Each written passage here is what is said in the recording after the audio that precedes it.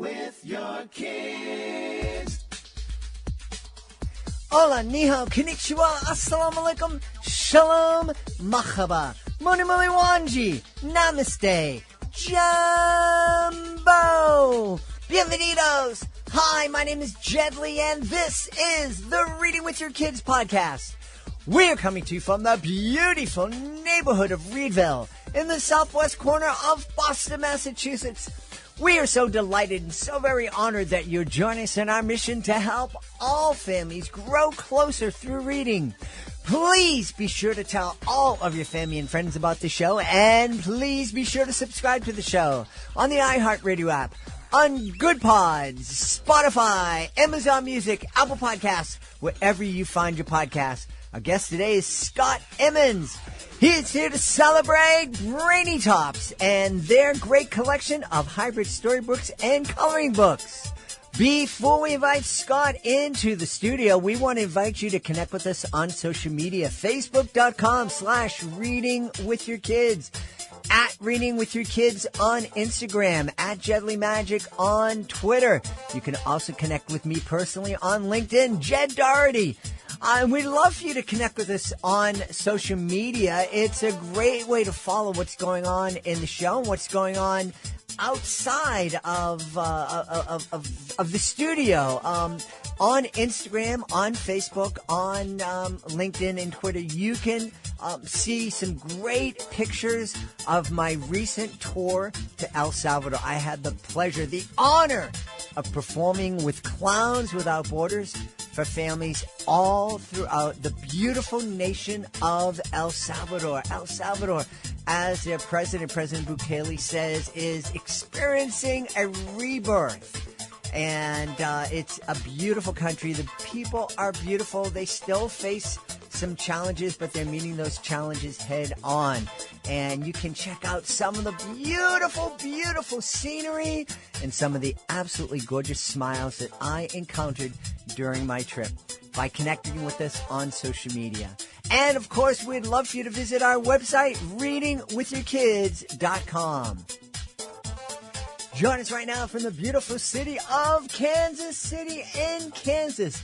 Our guest is here today to celebrate his Brainy Tops press. I'm really excited about this. We're going to have a lot of fun. Please welcome to the show, Scott Emmons. Hey, Scott, how are you? I'm great. Thanks for having me.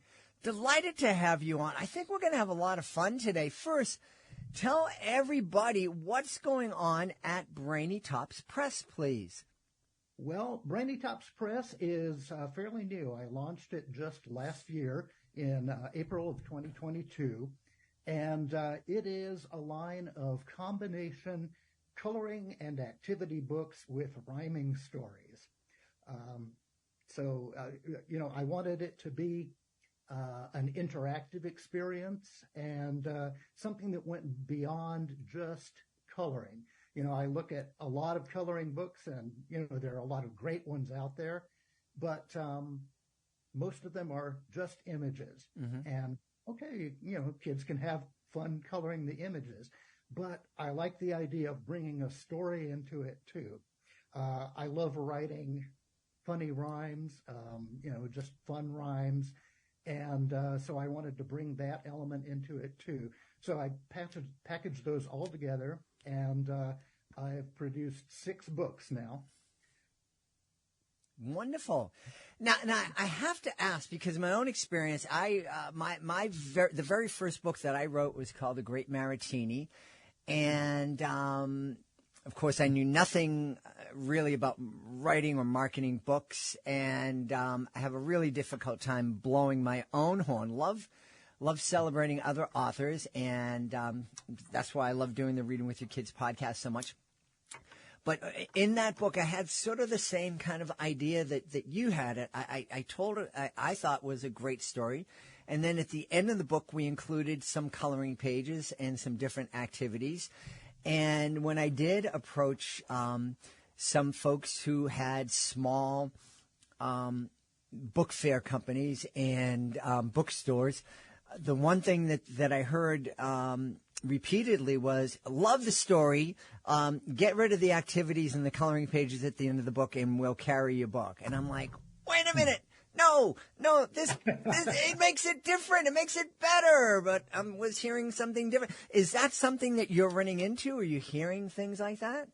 I have occasionally, I have found that some people have trouble getting beyond just the definition of what it is. Mm-hmm. Like, is it a coloring book? Is it a storybook? But when people actually look at them and see what they are, I usually get a very positive response. People say, oh, okay, so it's a storybook, but kids can color in it. They can have fun with it on different levels. Mm-hmm. And I also include, most of my books include some activities at the end too, like, mazes, word puzzles, things like that, just to get kids engaged, to get their brains working. Yeah. Well, I'm a big proponent of this. I look at Brainy Tops. It sounds like Brainy Tops, if you have to define it, is it a coloring book with a story or a story with coloring pages and activities? What I'd probably do is I'd say it's an experience. It's something that parents and kids can do together and have a lot of fun. That's exactly right. And one thing I found, the very first book I launched, Dinosaur Day, I sent it to a friend of mine who had a 5-year-old. And he reported back to me, he said, my kid loved coloring in it and adding his own artwork.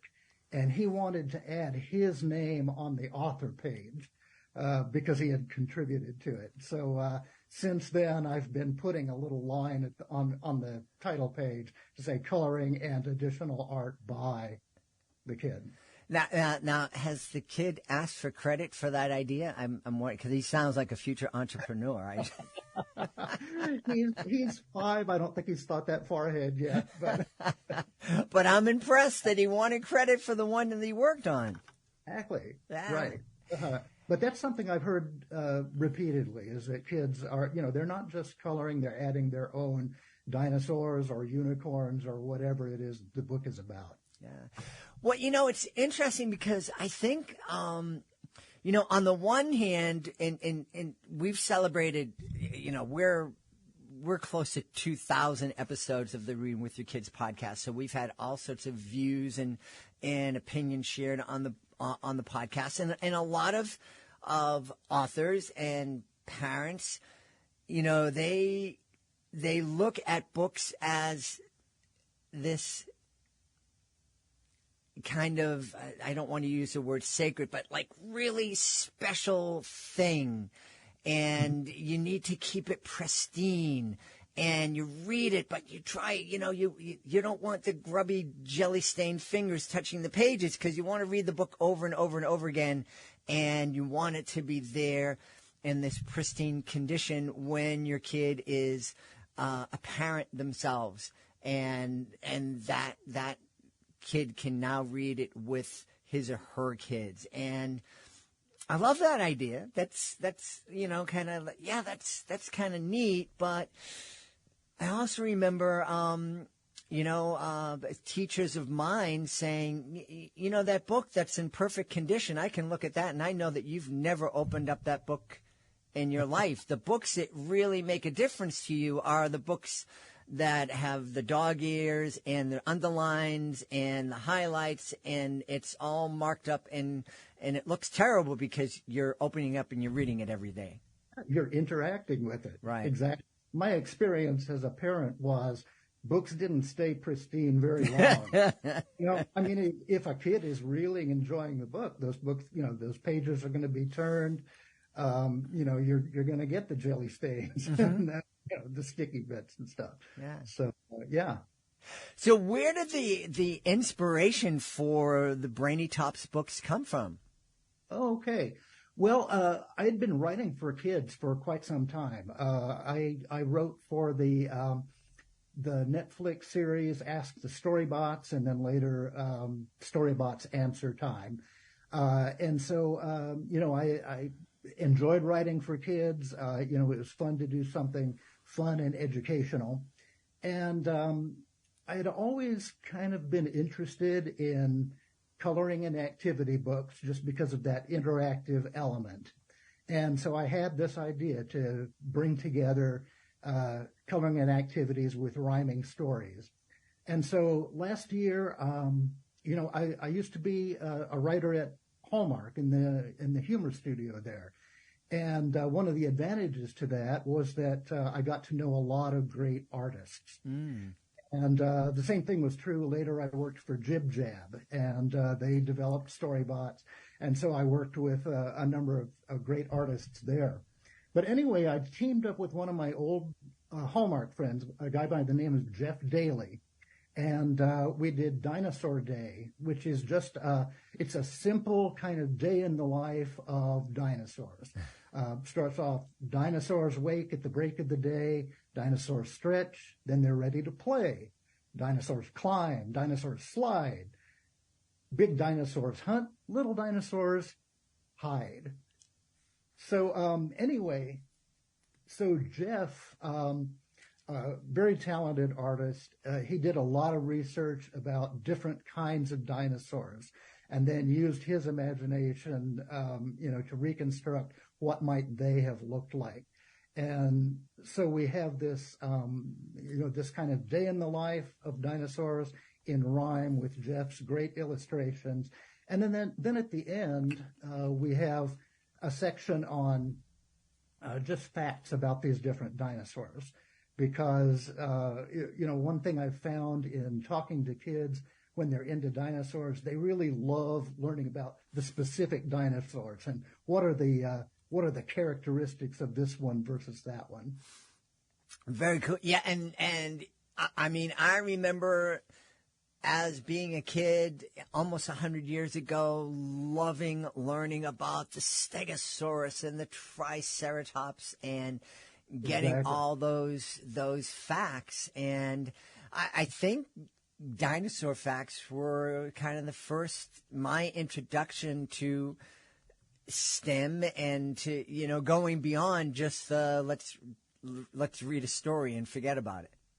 Yeah, exactly. And as a matter of fact, when I was a couple of years ago, I was working on a special Storybots project where we got to interview kids. And one of the kids that I talked to was a dinosaur fan. One of the first things he says was, did you know that Compsognathus was an egg eater?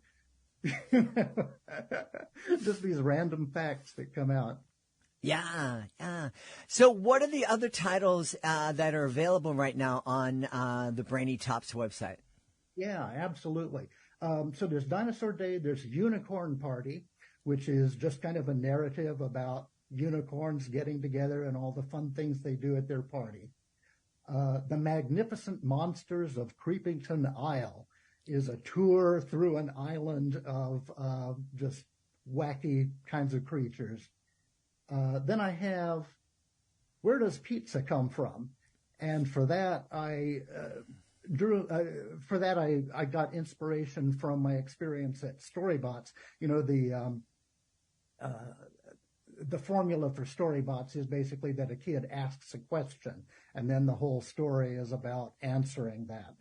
And so with Where Does Pizza Come From? It really just tells the story of what the origin of it is. It starts with wheat in a farmer's field and, goes through all of these steps. Here's where the different ingredients come from. And finally, so it's a kind of a farm to table sort of narrative. This one was illustrated by a good friend of mine named Mauro Gatti, who was an art director for Storybots and is an Italian living in New York, is a huge pizza enthusiast, and he also does a great he has a great Instagram account called The Happy Broadcast, which does just good news from around the world. So very cool. Very interesting guy. My holiday title is Cheer Up Christmas Pup, and that's about a dog who lives at the North Pole and wishes he could be a toy so that Santa could take him to some loving home. And it tries to be different toys, but ultimately Santa just takes him as he is, and he learns that it's great to be just what he is, not something else. And then the final title is a little different from the others. It's called Abletown. And that one is not in rhyme, but it's a book about characters with different kinds of disabilities living in their community and just kind of living full lives. And that one, proceeds from that go to a local organization that I'm involved with called the Mission Project. Mission is a suburb, a Kansas City suburb here on the Kansas side. And its mission is to help adults with intellectual and developmental disabilities live independently with appropriate supports. What a wonderful, wonderful project. I love that. Before getting on stage and creating my Jedley character and doing educational magic shows for 30 years, I worked at a school for kids with severe developmental disabilities. And my job was to get out there and to let kids know that kids with different challenges could be great friends. And this is way back before the Americans with Disabilities Act was passed. And this whole idea of integrating folks with challenges was really new and faced a lot of opposition, and a lot of the opposition came from people within the field that were supporting folks with disabilities. And the thought was, no, they can't go out there and they're going to get hurt and whatnot. And the kids, the typical kids, are going to be so cruel. And one of the things that we found was that the typical kids were really open to the idea of developing friendships with our kids. And so I'm really happy that book is out there. So thank you so much for doing that. I have to ask, though, your book about pizza, where does pizza come from? Does it come down with an opinion on what's the best pizza, the thin New York style pizza, or the Chicago deep dish stuff? Where do you guys stand on that? It doesn't take sides. There is there is a fun facts section at the end, and one of them talks about regional variations in pizza and kind of what they're like, New York versus Chicago and so forth. But doesn't take sides. Yeah. Well, I love it. I'm really curious. You mentioned that you worked and wrote for Hallmark. Mm-hmm. And, we've had all sorts of authors who've written, YA novels and middle grade novels and picture books and board books and comics and graphic novels. And we've talked about the challenges that all those authors kind of face, being able to tell a story. And, YA author, maybe 50,000 words, and a picture book author, and they have to tell the story in 600 words. And a comic strip author has to tell the story in 4 panels. As the author of a greeting card, you kind of have to tell a story in 4 lines, maybe, what was that like? Yeah. Well, it was a great deal of fun. I mean, I was on the humor staff, so we got to do a wide range of humor. There was kind of the shoebox line, which was, which we called alternative humor, which is basically, it was casual and a little sarcastic sometimes. And then we had what we called traditional humor, which was, things like, we licensed Peanuts and, just kind of pleasant, fun kind of messages. The challenge was always, trying to think of something new because there are a lot of greeting cards out there. And also just, kind of putting yourself in the position of a sender who has to send this card to someone? You know, is it something that both of us are going to relate to? That kind of thing. I will add that one thing that was really critical in my experience at Hallmark was that was where I learned to write rhymed verse. And, you know, I went into the humor staff and discovered that there was a real need for people to write this kind of lightly humorous rhymed verse. And most of the people on the humor staff at that time were not that into that. They just kind of wanted to write jokes. And so as the new guy, I thought, well, you know, maybe I'll try this and, you know, see if it works out for me. And I discovered I had a talent for it that I didn't really know I had before, and just really had a lot of fun with it. So from there, I wanted to, you know, kind of branch out, you know, well, what else can I do beyond greeting cards? After Hallmark, I went to work for Jib Jab, and there I got to apply those skills to especially a lot of songwriting. And but and I also did children's writing for Jib Jab too, and so that morphed eventually into Storybots. That's awesome. I'm curious, you know, when I go into a pharmacy or supermarket and see the greeting cards there, there's also, you know, a thank you card, I'm sorry, a happy birthday, congratulations. Were there any kind of subjects that you really, you know, maybe some kind of offbeat or even inappropriate subjects that you really wanted to write a greeting card for, but the people, the powers that be said, no, we can't go there? It was interesting to see the taste guidelines change over time. Because I remember at one point they were saying, okay, we really need to push, you know, push the boundaries and do something daring. And so a friend of mine did something that he thought was daring at the time, and it was a dog next to a toilet, and you know, holding a glass and saying "Cheers," and you know, at that time that was considered edgy. Yeah, you know, we did those things from time to time. For a little while, we kind of experimented with lampooning specific celebrities for a while, and you know, we just different things, but but yeah,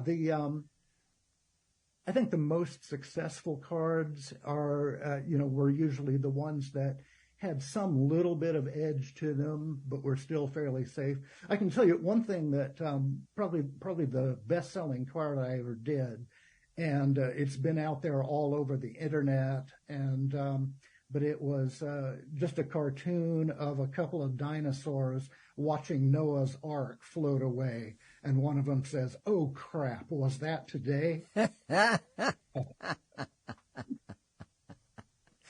Well, I love that, and I'm guessing that we're going to get some of that humor in the Brainy Tops activity books. Oh yeah, absolutely. I can. As a matter of fact, I'd like to read one of the verses from The Magnificent Monsters of Creepington. The whole idea of this book is just to have fun with making up wacky monsters that kids can enjoy. So the first one is, prepare yourself now for a creepy surprise. The beast called the Bleefus has 86 eyes. There are eyes from his head to the tips of his toes. While some are wide open, the others can doze. Are there eyes on his belly? He's certainly got 'em. He's even got one on each cheek of his bottom. He'll give you the willies without saying boo, for you know that he's constantly staring at you. That's so cool, so cool. And I know, you know, if you know, my son was a kid right now and we were sitting together, I know one of his favorite books, and one of his first favorite books was called Dogzilla. And he loved it, and I know that that's the type of humor that he would have loved, and he would have loved that book and doing all the activities and coloring the pages. where can people go if they have a kid who was like my kid and would love this kind of humor? Where can they go to find out more about all the books coming from Brainy Top Press? Okay, well, there's my website, brainytopspress.com, and all of the books are available on Amazon too. So if you just type Brainy Tops Press into the Amazon search bar, you'll find them all. Wonderful. We've had a great time speaking to the driving force behind Brainy Tops Press, a series of great interactive coloring and activity books with great rhyming stories. Our guest has been Scott Emmons. Hey, Scott, thanks so much for being with us. Thanks so much for having me. Please be sure to join us for the next episode of the Reading with Your Kids podcast. Our guest will be Ronnie Diamondstein. She'll be here to celebrate the books that Jackie loved. A great look into the life of Jacqueline Kennedy Onassis. That's the next episode of the Reading with Your Kids podcast. I want to thank the folks who made today's show so wonderful. Of course, I want to start by thanking our guest, Scott Emmons. Please be sure to check out the Brainy Tops Press website. I also want to thank my team, Fatima Khan, Rory Grady, Soji Franklin, and O'Leary. I want to thank my beautiful wife for all the support she gives me. Most of all, we all want to thank you. Thank you so much for taking the time to join us today. And as always, thank you so very much for taking the time to make the world a better place by reading with your kids. I'll be looking for you in the next edition of the Reading with Your Kids podcast.